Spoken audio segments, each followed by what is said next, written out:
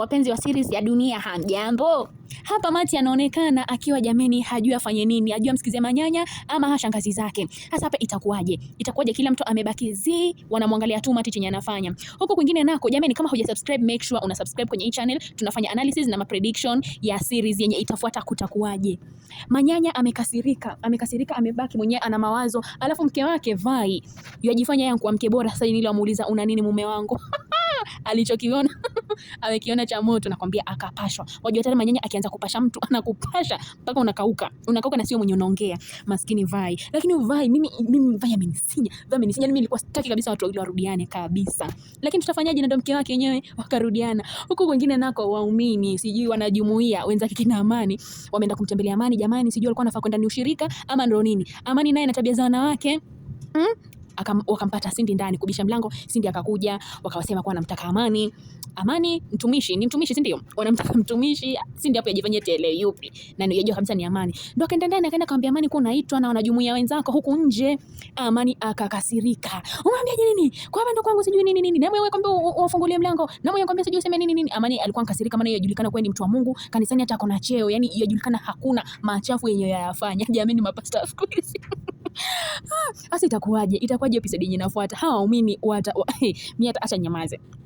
Ndio hapo sasa, yani Amani wamuuliza ni umeshindwa hata kujiongeza. Unajua kabisa mimi najulikana mimi ni mtakatifu, mimi sina mambo ya wanawake. Kwa nini kujiongeza? Wanawake huku nje jameni sasa ni masengenyo.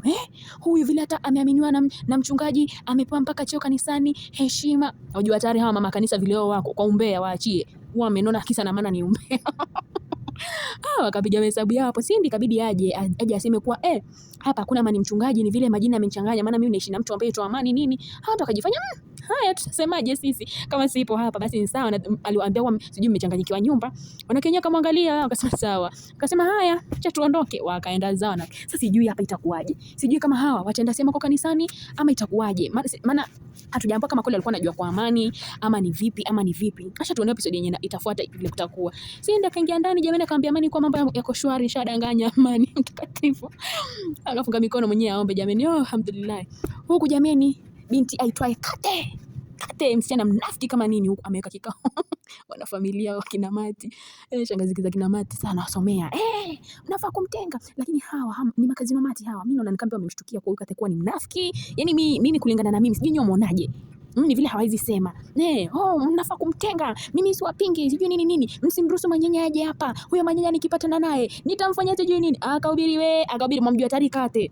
Akianza unafiki wake kutaka kuonekana yeye ndo mzuri, kumbe ana kitu moyoni. Hamtaki mwenzake mazuri, maskini ya Mungu Mati mwenyewe hata hajui lolote.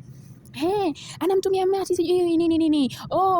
Sherehe ilivunjwa kaibishwa. kidogo manyanya akaingia. Kate hapo tayari. Kaka manyanya anajua kujifanya. Sio unajua tayari ule unafiki wake huyu. Akaangaliwa tu. Manyanya hapo mwenyewe akaingia. Yeye amesema ankuja sababu ya mtoto wake. Hata kama hamtaki niwe na Mati ako na mimba yangu, yani ako na damu yangu, na mimi kwetu hatuachi damu zetu zipotee. Kwa hivyo hawa mambo ya nini hayaezi. Hapo akashtuka Kate. Mati ana mimba. Yani hata alikuwa haamini, yani wivu Mati. Na vile wakianza kujikuna sikio lake kale kamkuno katika kinafiki. Akashangaa kwa mwenzake ana mimba. Manyanya akamwambia wewe. Yani manyanya hata kusikia chochote kutoka kwa Kate. Yani amemchukia paka amfika hapa na amekambe mtaoni. Yani manyanya anamchukia Kate, hata kusikia kitu chochote yani kutoka kwake. Akashikwa na haya. Hasa sijui nyinyi muonaje?